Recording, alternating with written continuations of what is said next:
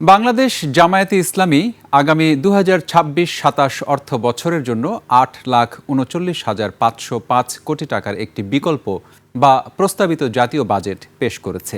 এতে সর্বোচ্চ গুরুত্ব দেওয়া হয়েছে জনপ্রশাসন, অভ্যন্তরীণ ও বৈদেশিক ঋণের সুদ পরিশোধ এবং শিক্ষা ও প্রযুক্তি খাতে।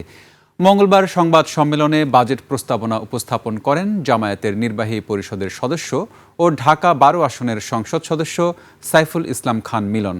দলটির পক্ষ থেকে জানানো হয়, প্রস্তাবিত বাজেটে জনপ্রশাসন, অভ্যন্তরীণ ও বৈদেশিক ঋণের সুদ পরিশোধ এবং শিক্ষা ও প্রযুক্তি খাতকে সর্বোচ্চ গুরুত্ব দেওয়া হয়েছে। সংবাদ সম্মেলনে বলা হয়, দেশের সামগ্রিক অর্থনৈতিক কাঠামো ও ভবিষ্যৎ উন্নয়ন পরিকল্পনাকে সামনে রেখে এ ছায়া বাজেট প্রণয়ন করা হয়েছে।